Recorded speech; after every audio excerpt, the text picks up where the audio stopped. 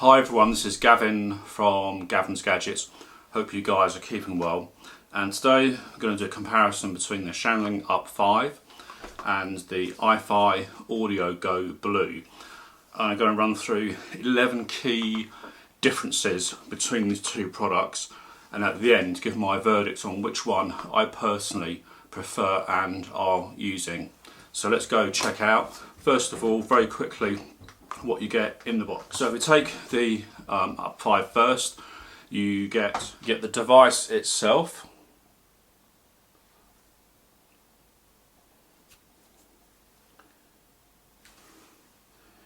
You get a USB-C to USB-A cable, and it has the adapter there to go to, it's USB-C to USB-C with an adapter that goes USB-C to USB-A, which is this bit here that just pulls off. Also get this case, which is sort of fake leather. It has a clip here, so you put your finger around it, sort of. I wish it was a proper clip. I bought mine from Shanling Audio, and they did another thing where you could get a lightning to USB-C all in one to use it as a DAC. Don't bother, it doesn't work. Obviously there's an instruction quick start guide which shows you how to use everything. In the iFi GO Blu you get the unit itself,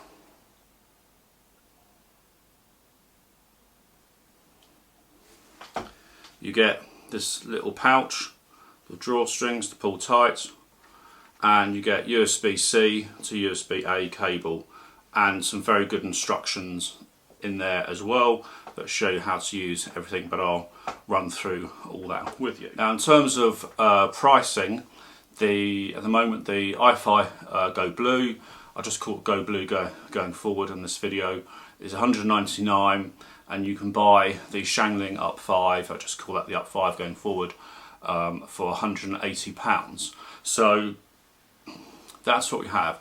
In terms of the specs, I'm just going to use my notes here so I don't make a mistake. There's a lot of similarities, but there are some differences. So the GO Blu uses Bluetooth 5.1, Shanling's Bluetooth 5.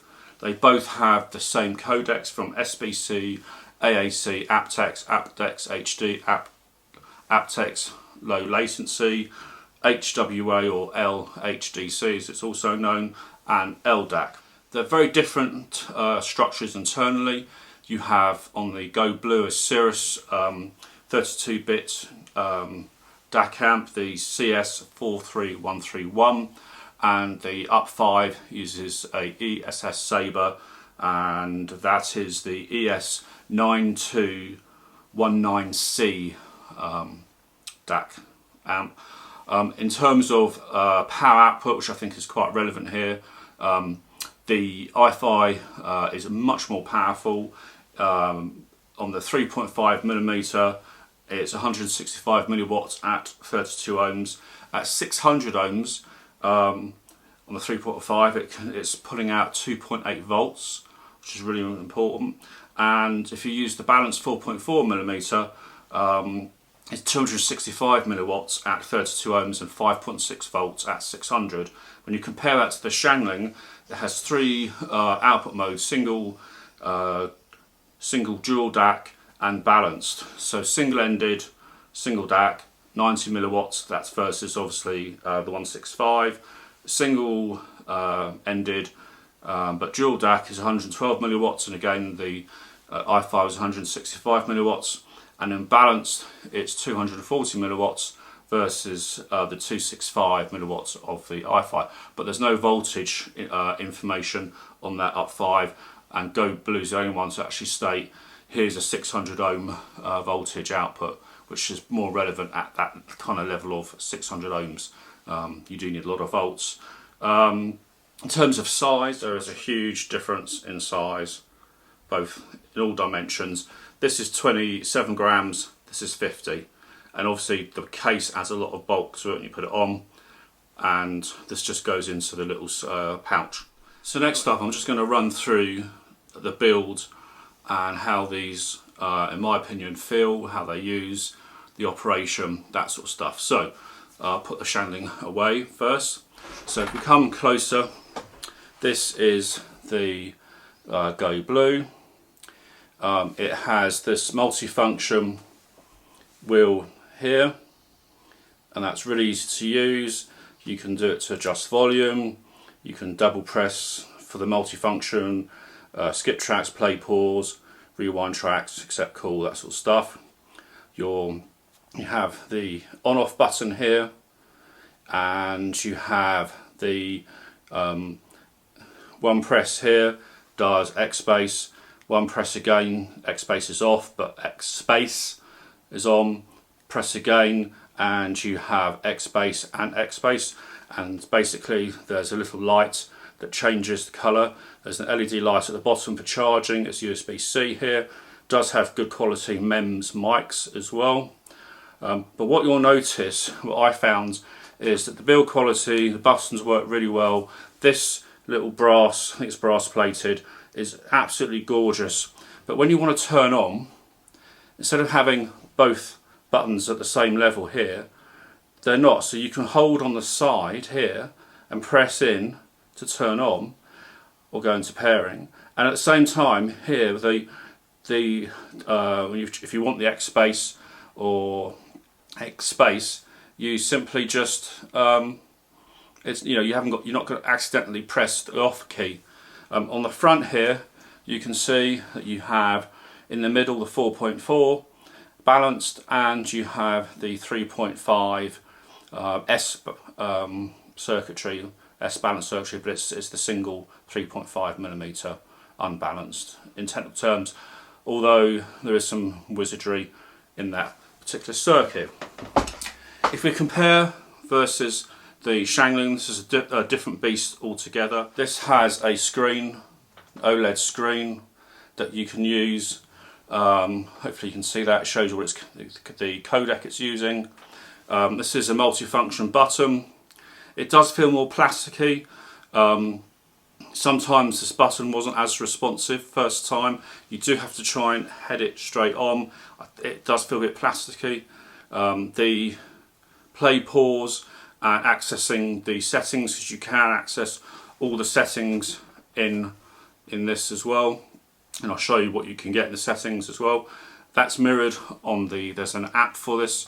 The GO Blu doesn't have an app. It's literally connect and off you go. If you want extra bass, you hit the bass. If you want a wider sound stage, you hit again for X space. If you want extra bass and wider sound space, just click of a button. Whereas here you have got a graphic equalizer, so you can fine tune the frequencies.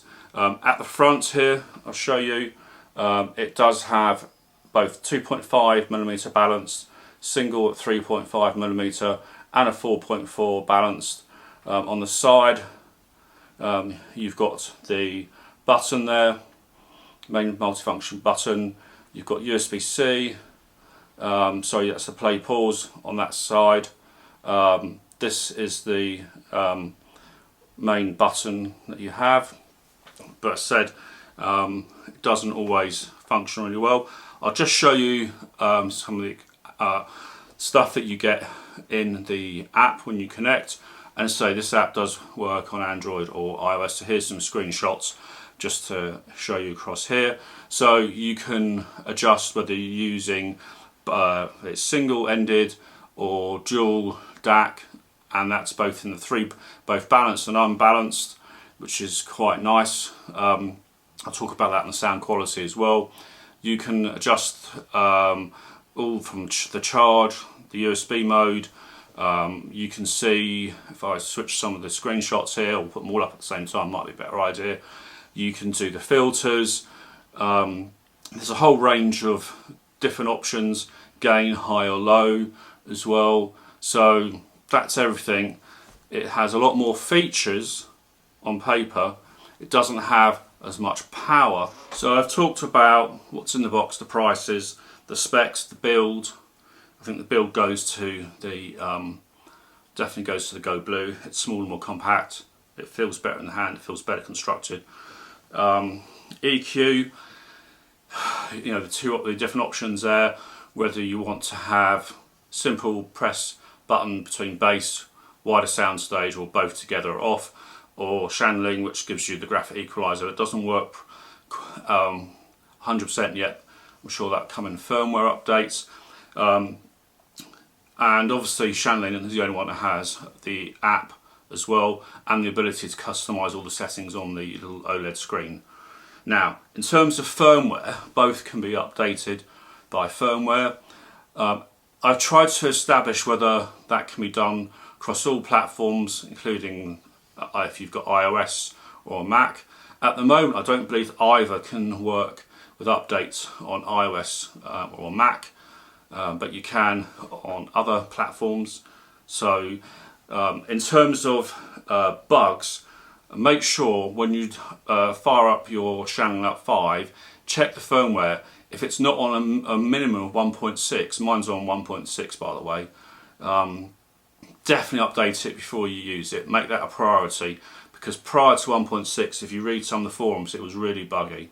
So yeah, in terms of day one bugs that I've experienced, there were none on the GO Blu. The UP5 has been a really unpleasant experience. I'm predominantly using it on my iPhone or iPad, and whether I had iOS 14 or iOS 15, whether it was the 12 Pro Max or the iPhone 13 Pro or an iPad, it had this thing where if you were playing, say you went to press play on an album, and then you decided, oh, while it's playing, I've just found a better album, I want to listen to a different album. You hit that to play that, it stops. It starts putting sound through. The track is still moving, so as far as the iPhone's concerned, it's still playing the track, because you can see the timer counter, but there's nothing coming through the Shanling. You physically have to either disconnect and reconnect the Bluetooth, or you have to swipe close whichever application you're using and reopen the Apple Music or YouTube Music. Even if you jump from Apple Music and you were viewing your tweets and there was a video and you wanted to hear the audio, press play so the video played in Twitter, the sound won't come through, because again it's the same thing, it stops, and it's absolutely drives me insane. It's so annoying. I'm not the only one. There's other people who have had this problem. It's not just on iPhone either. There's somebody who had a Redmi device I've seen who's got exactly the same problem. So they need to fix that, and I hope they do. Again, this is firmware updatable. The annoying thing is I'm going to have to find either a Windows machine or borrow someone's Android phone to update it, because they don't believe in iOS updates or MacBook. There you go. Next point, battery. The UP5 has a larger battery. I think it's something like 680 milliamps versus 450 milliamps. So on paper the Shanling should last a bit longer, but again it depends how you use it, what sort of headphones you're using. I tested this with a ton of different range of headphones, from Sennheiser, from Shure, Theo IEMs, and I'll talk about what I experienced on those as well. Hi-Fi Man, a whole ton of different headphones. But that is the battery. So the maximum they state is 15 on the UP5, 10 on the iFi. I think they're fairly similar. There's probably an hour more on the Shanling-ish. If you're using all the power, dual DAC, don't use single. In the options you can select whether you want single or dual DAC. Unbalanced or balanced, always use the dual DAC, it's a lot better. In terms of the mic for calls, the iFi was better quality on calls. Shanling was okay, it wasn't bad, but it wasn't as good. Cases, the two different styles of protective cases. I don't like either of these. This is awful, because that should be a clip that you can clip onto stuff, not this, which is just useless. How am I going to attach that to my clothing? I mean, it's just pointless. This is better, so at least it keeps it from getting scratched, and you can still have that in there. I just wish they both were some sort of clip, would have a proper clip that you clip over or slide over stuff. But that's in terms of Bluetooth. Obviously, I've said to you that the Shanling at the moment has this terrible Bluetooth bug. One thing it does do that the iFi doesn't do, which is the next point, is multi-point audio. So you can connect two devices via Bluetooth at the same time. So I can have my iPhone and iPad connected at the same time. So all you do, in theory, is you play on one, press the stop button, then hit play on the other device, and it automatically plays on the other device. They've just got to sort out that Bluetooth bug that I mentioned previously. So, sound quality. First, just going to talk about the difference that you get through balanced and unbalanced. So that's just to recap. This has 4.4 balanced and 3.5.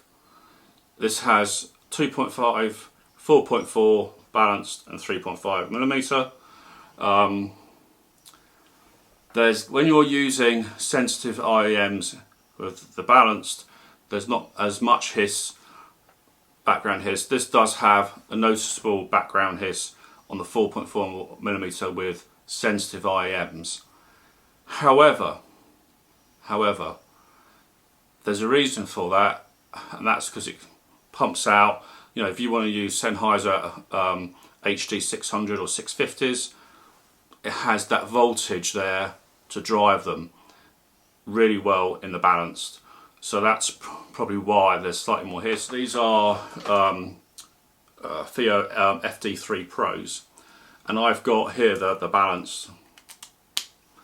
And whilst there is a little bit of hiss through these, I don't mind because the sound quality is so good. I don't mind actually having that particular connection method, and I prefer the 4.4 over the 3. But talking about the sound quality, so these are the tracks that I use, are the same tracks I use in all the audio reviews. So I think on the 3.5 millimeter, if you have in the Shanling UP5 settings dual DACs selected, it does sound, I think, slightly better on some headphones, but there's more micro details that you get on the UP5. So the appearance of more power and dynamics versus more micro details that you get on this. I also think the UP5 has a wider sound stage as well. When you go into balanced, and I'll cover more sound quality as well. When you go into balanced, this just sounds much better than this. At times I felt the UP5 got a bit lost, it got a bit muddy, whereas this has it's more clarity, it's a wider sound stage. Those micro details that I mentioned, when you're using it in the 3.5 in 4.4, they're so much more pronounced, so much more obvious. There's more emotion, there's more, you feel the artist singing, you feel the music, the orchestra, the classicals, the instruments that are being played. This to me has such an edge in balance that's just wonderful. This I think has a slight edge in the 3.5 millimeter, but only if you have the dual DAC, which does impact battery. So lo and behold, you know, just be aware of that. But overall, I personally use and prefer the GO Blu. So it just has a much more wider sound stage and I use it predominantly in the balance mode as well. It's got more oomph, more clarity, wider sound stage. The treble and the mids is just fantastic, so lifelike. And I do wonder if that's down to the chip, because this has a Cirrus chip, which is a more analog sensation, versus the Sabre DACs, which can be more clinical. So again, you know, that is perhaps a preference.